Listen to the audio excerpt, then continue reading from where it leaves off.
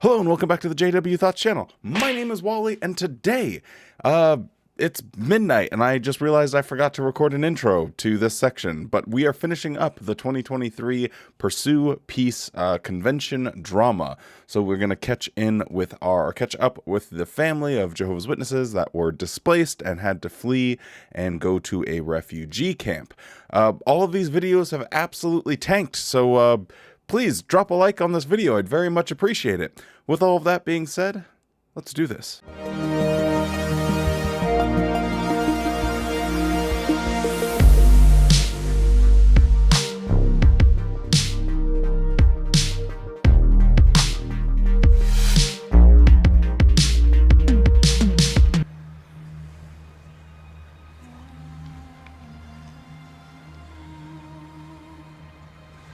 Before we leave here, I want to say a few words to the group about Musa.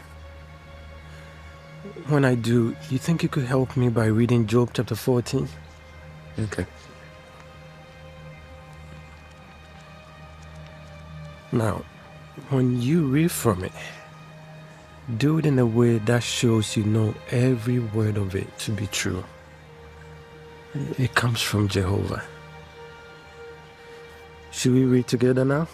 Okay.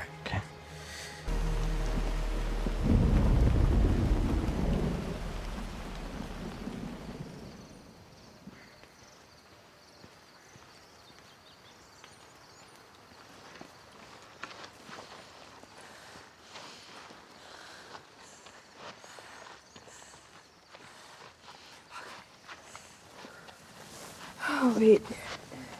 Oh. I'm sorry. I need to take a break. It's okay. This is a good place to camp for the night. Oh. Okay, Sifa. Let's get you off your feet.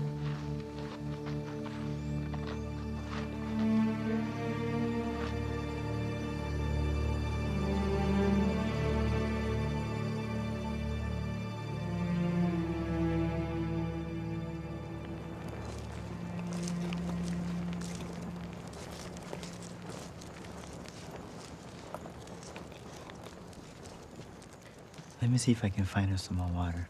Thank you, Noko. Bombi, can you help me get more firewood? Okay, come on. I'm coming too.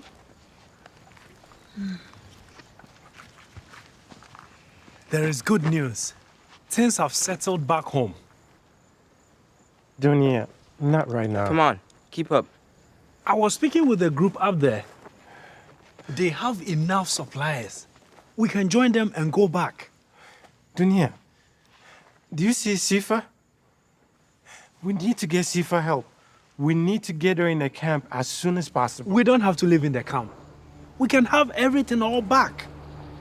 The house, the land, even the job. Dunia, wait. Shh.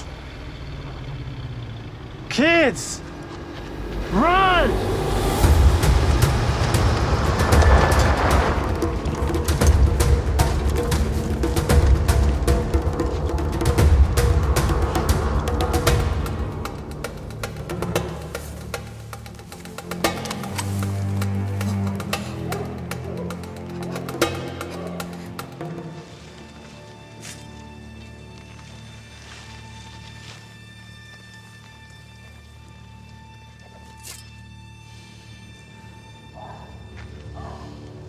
Why are you going slow?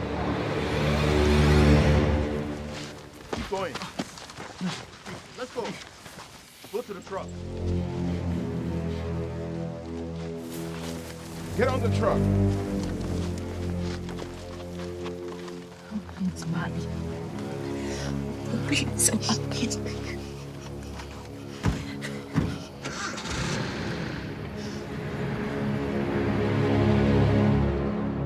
Okay, so first of all, you're camping right next to the road.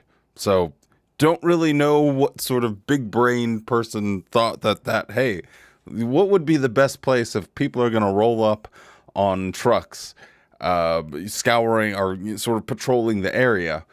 Where do you think the best place to camp is? I don't know. Maybe by the road. Second of all, there was multiple people camped by the road and they all had fires. They even showed them having a fire. So it goes from them rolling up to them somehow putting out their fire with a limited supply of water in seconds, yelling, "Kids, run!" The kid, turn your light off. Like, everyone is so just completely stupid in this scenario. It almost makes it funny. Like, it's supposed to be this really serious, intense moment, but you can't take it seriously because there's some just core things. I know I've been sort of praising the cinematography and things like that, but it all just fell off of a cliff here. It just went straight down the toilet here, and we're now in the sewer. It makes no sense.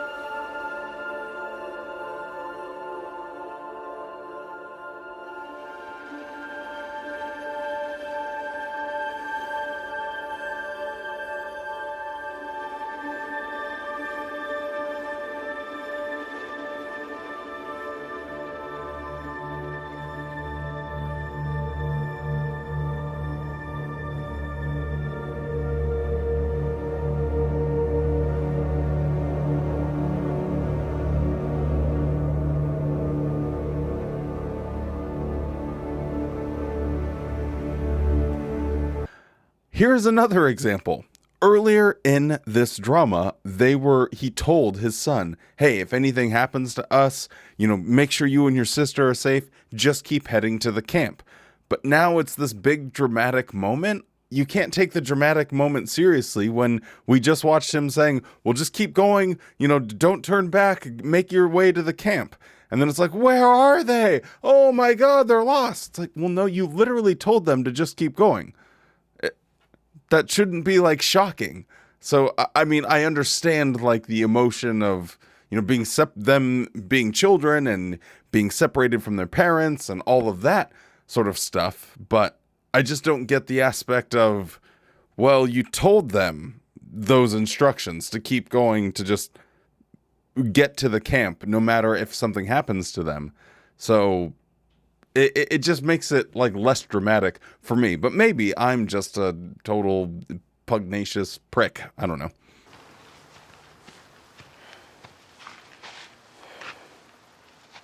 Anything?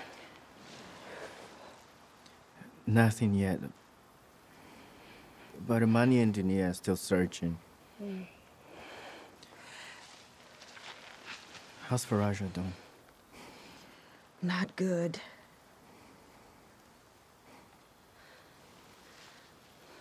We're going to get through this.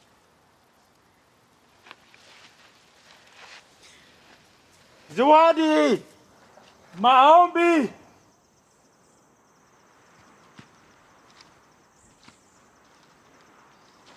Maombi! Big brother,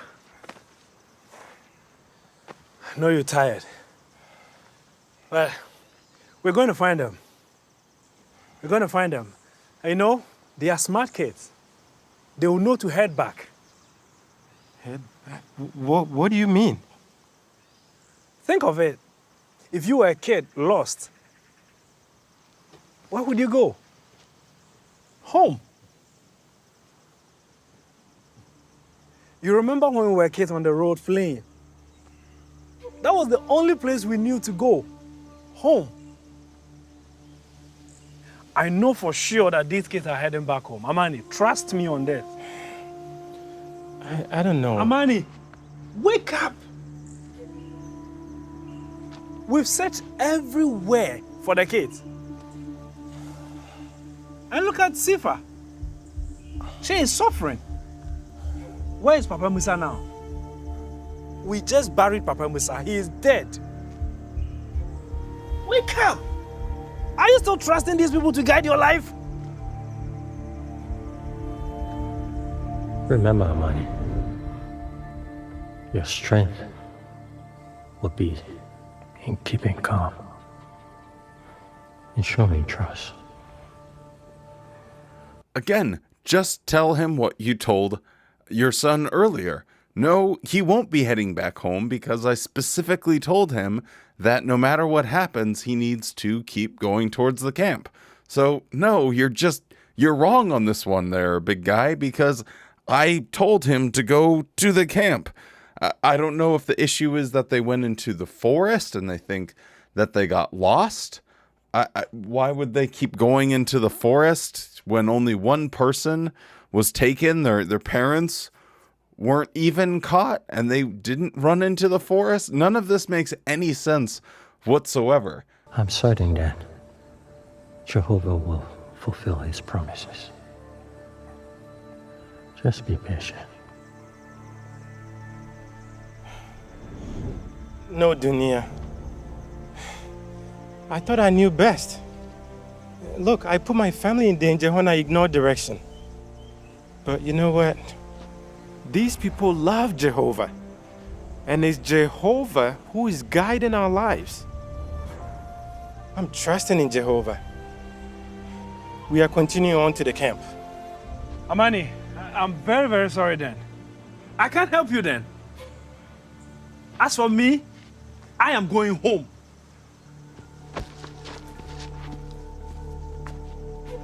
Dunia!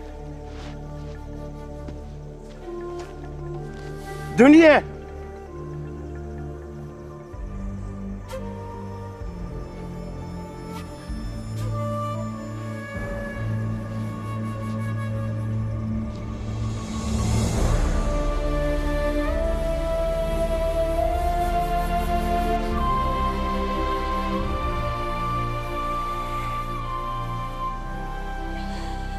Father Jehovah, please help me. If Jehovah is guiding their lives, why are they in this situation to begin with? Where they've been displaced from their home? Couldn't he have gotten a contract or a job in some other city that maybe they would have been protected from this? They don't really explain it, but the insurrection. It's super frustrating. And the whole thing that happened with the shooting in Germany, people were trusting in Jehovah or trusting in Watchtower, who's always telling you, be at in-person meetings, go to meetings, be at in-person meetings. And then a gunman comes and shoots up a kingdom hall. Well, trusting in Jehovah literally cost people their lives.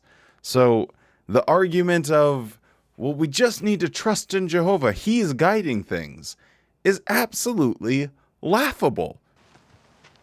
Where's Dunia? He left. He left? He's going back. What about the children?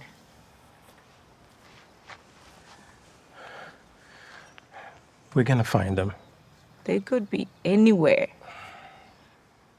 I know, love. But they're not alone. Jehovah is going to help them. It's our job to protect them. We're the parents. They're just kids. You're right. And we trained them to be obedient. And we did tell them if anything did go wrong, they were to keep going to the camp and find a congregation. There is no way I'm leaving here without my babies. I can't. Fraja, I saw them run into the woods. They got away. They could be waiting for us. They are sticking to the plan. Amani is right, and we'll keep searching for them in the direction of the camp.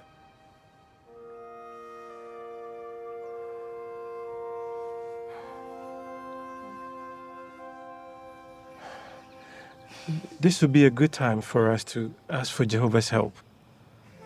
Why don't we do that? And we'll ask Jehovah to care for the kids as well. Okay? All right.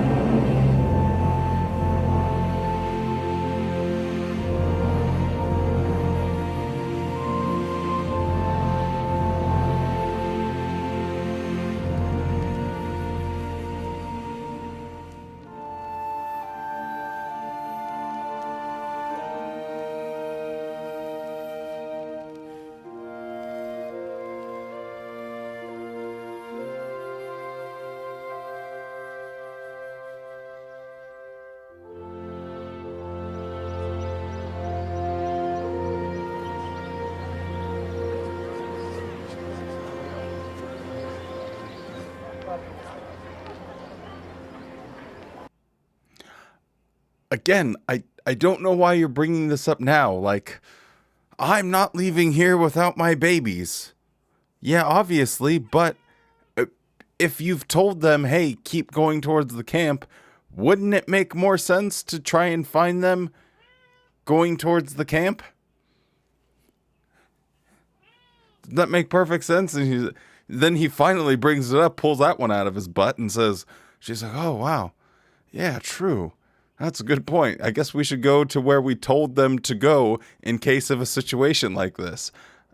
This is so stupid at this point. It's almost over, guys. Just hang on tight. We're like a couple more clips away. Zeezy's even annoyed. Zeezy, what do you think about this load of dirty barnacles? Yeah? Dirty barnacles?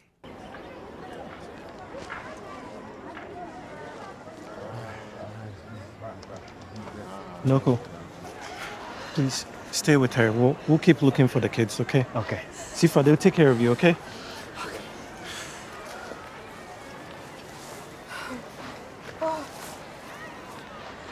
I'll go ahead and see if somebody has seen the kids, okay? Excuse me. Have you seen these two around here? This one? About this tall? No? No. And the girl? No. No? You seen these two kids? No. Girl is about this tall? Not even on the way here? No.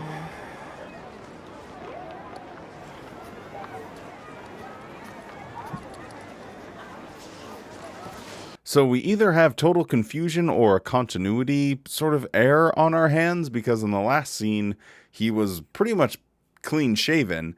And now in this one, he has a beard that looks like it's, I would say at minimum, like 9 days or so. So that would be a really long distance for your kids to go on their own. But whatever the case might be, if they were ahead of you and you stayed back a couple of days as well looking for them, then why are you asking people that are waiting in line still if you waited a couple days? Obviously, those people weren't waiting in that line for days. So if you stayed back for days, none of this makes any sense whatsoever. Or if it's like some sort of, they were trying to make it to where he had facial hair. I can't really get my head around what's going on here, but I think conceivably the camp was still a week, maybe 2 weeks away, and the kids would have had to go that distance on their own with no supplies other than a lamp. But my guess for the end of this, and this is just a guess, is they met up with some other Jehovah's Witnesses that got them into the camp safely. So we'll see if that prediction comes true. And if not, I guess I could just cut this out and then I won't look like a total dummy. Next. You seen these two kids? No.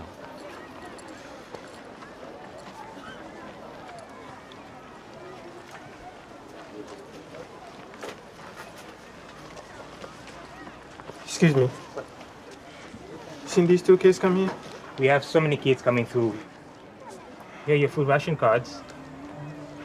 Make sure to pick up your 10 items behind you, and you get more information at the next desk. Keep moving. Next. Okay, name. Good.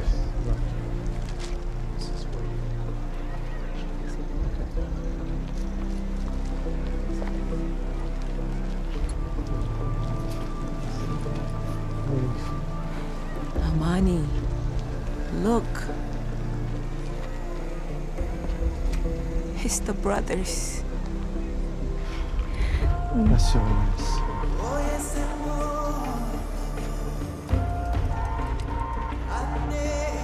What?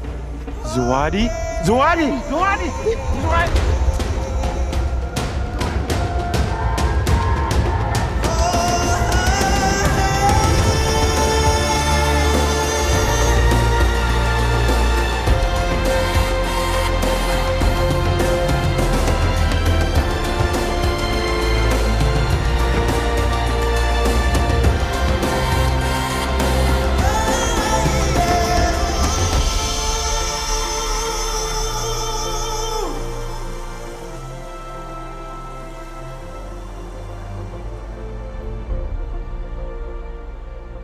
I'm so proud of you, my little man.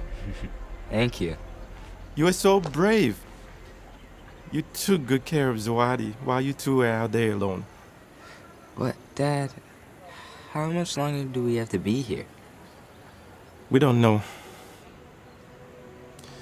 We just have to wait. Patiently. But are we ever gonna go back home?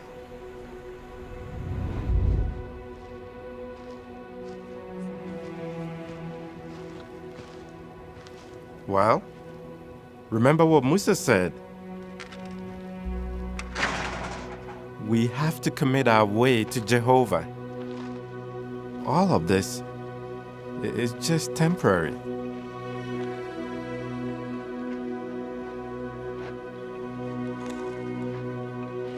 What does the Bible say Jehovah's promises are? Oh, there you go. I guess I am a bozo. Gave Watchtower too much credit. Obviously, they wouldn't have tried to explain how the kids lasted 2 weeks in the forest by themselves. No, that wouldn't make any sense to try and solve that little mystery. But what's more important, to give us a nice shot of the brother coming home to their family's home and it being just blown to smithereens, burned down. Yet the Enjoy Life Forever brochure was still there, and now he picked it up and is like, you know what all of this has taught me? That maybe I needed to just trust in Jehovah. And then he gets to become a Jehovah's Witness, grow old, and die waiting for empty promises. So boy howdy, the moral lessons are coming through strong. We're like in a Disney Nickelodeon sort of movie at this point. There's these underlying hidden messages, and they are coming through with full force. That they're everlasting. Yeah, exactly. Forever. This camp life might not be ideal, but we're going to make the best out of it. But how? We just have to focus on what we have. We are safe. We have the brothers. You know, the congregation. But most importantly, we have Jehovah. And we have each other. Of course. We do have each other. And we really are going to try to make this place feel like home. That will mean school for you and Zawadi. Yeah, I know. And the ministry for all of us. Meetings, family worship, and helping those in need. And soccer. Of course. Playing soccer. You love soccer too much. You ready to show me what you got? Sure. Yeah? Come on. Let's go.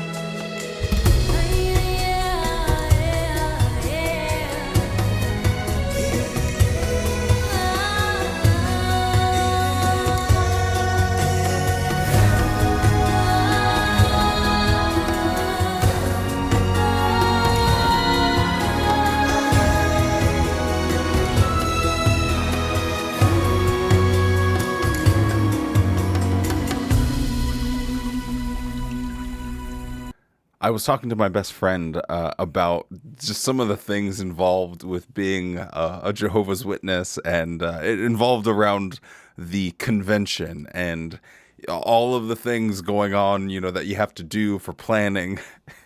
It was so funny because they just were shaking their head like, when does it stop for Jehovah's Witnesses? Like, it seems like no matter what is going on, it's all about having to do more for the organization. And this is just another example of that. It's even if you are displaced from your home, even if you're in a camp, you're just trying to survive. Quite literally, just trying to survive with the bare necessities. We got to have our family worship.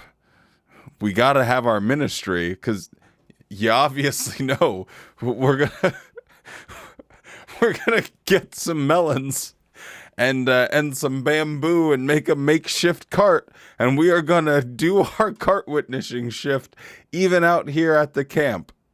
It's so ridiculous how they just push and push and push these people. I wouldn't be surprised if at the congregation meetings they're probably like, okay, well, I know we can only donate $5, but we got to at least give whatever we have to Jehovah. Remember the poor widow.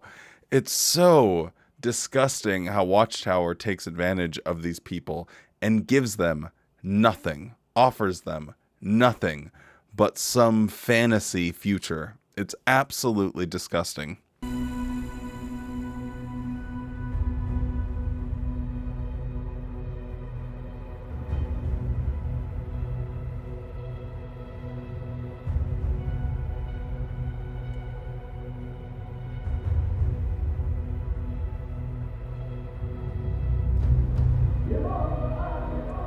Committing our way to Jehovah requires faith and obedience.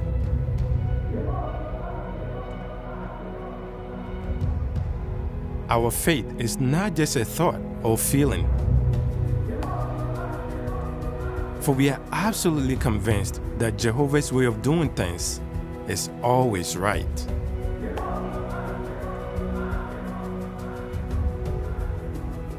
We also show that we trust Jehovah when we obey the direction we receive from His organization.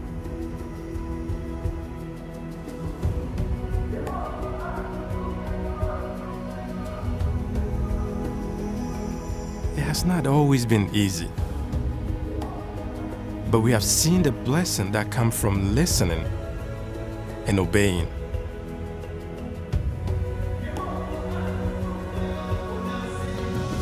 We have to trust those whom Jehovah trusts, even if we may not understand the direction at the time.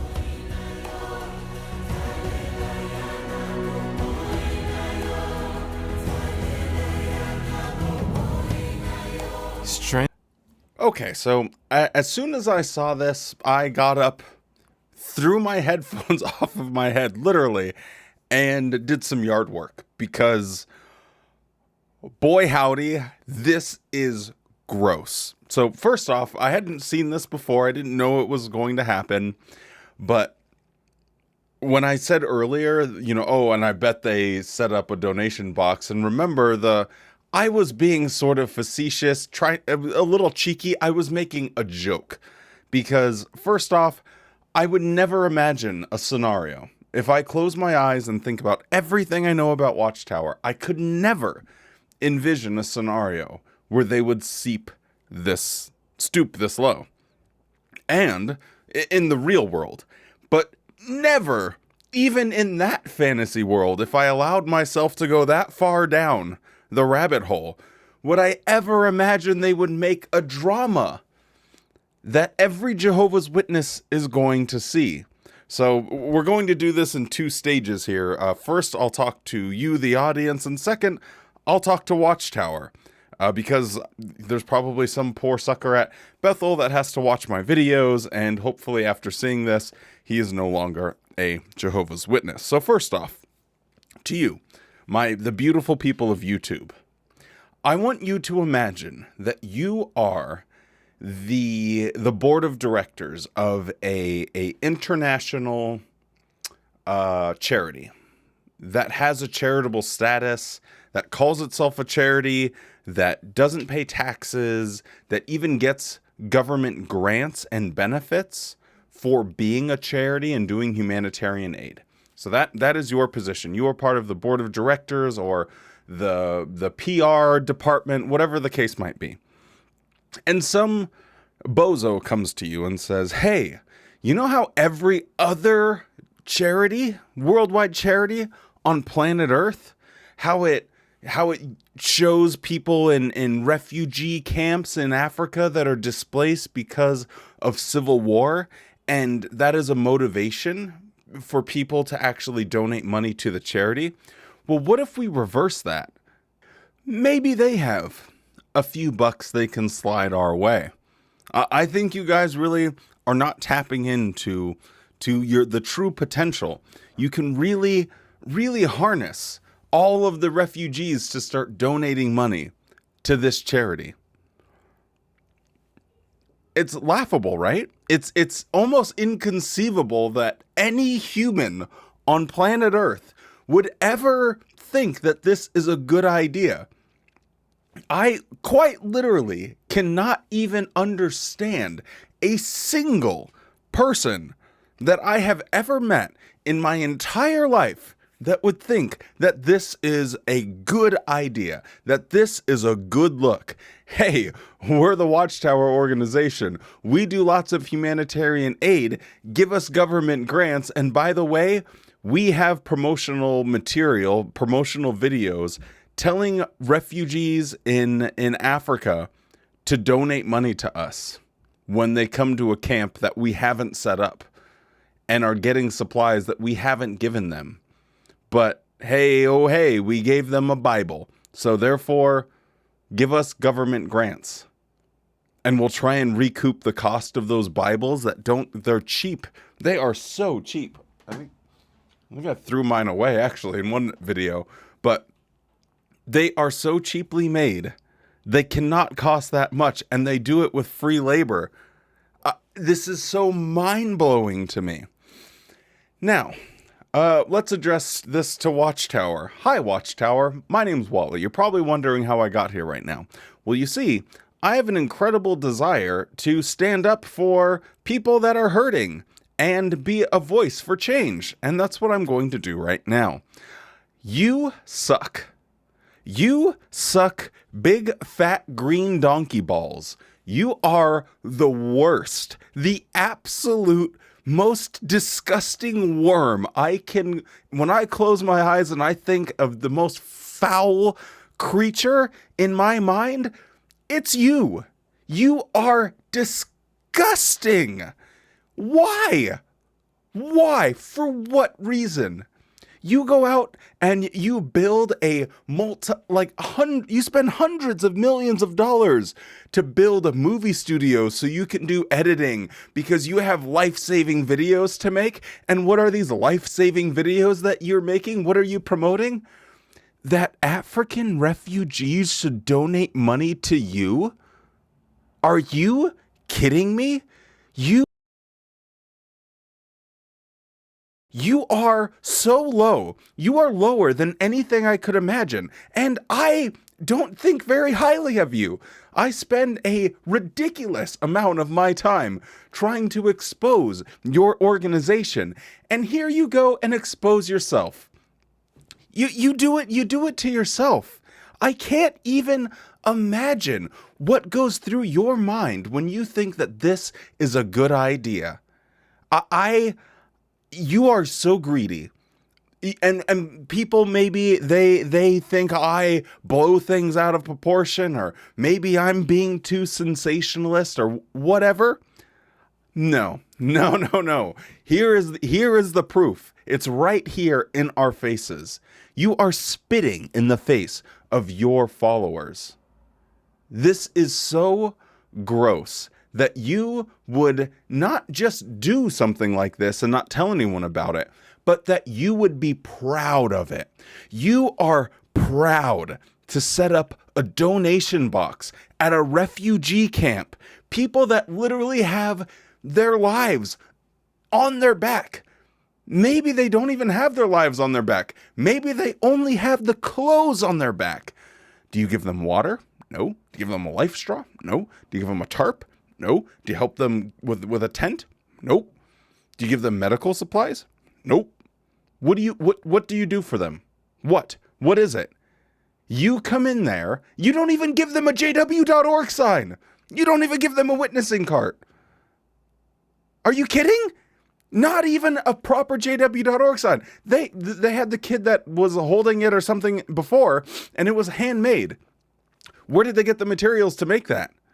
I know, and again, it's worse that it's a drama, because if this was real, I guess that would be one thing, but the fact that you are proud of it, that is what makes you so vile and disgusting. And I hope every single government official that writes you guys a check or that allows you to remain tax-free sees this level of greed from you, and you don't do anything to help people. You don't care about people. Hi, my name is Wally. You're probably wondering how I got here right now. I'm quite passionate. Strengthening our commitment to Jehovah now will cause us to obey him implicitly in the future.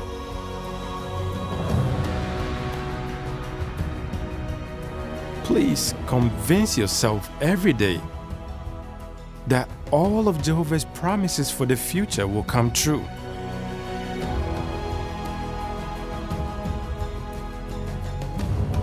And never forget the word. Oh, wow.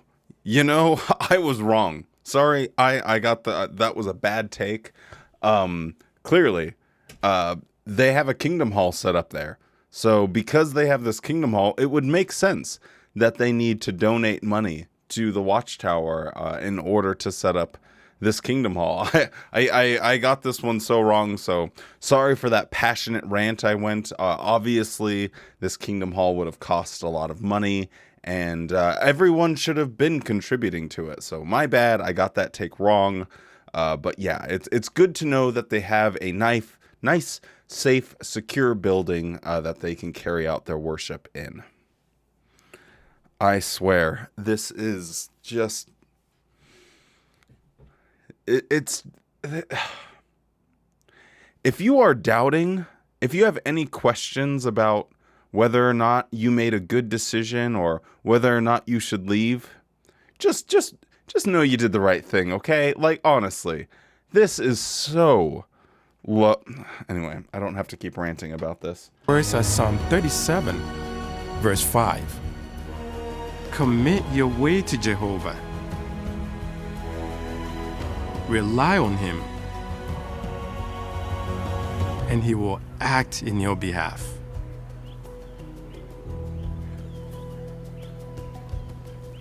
Well, our dear baptismal candidates, it's that time. We invite you to please stand.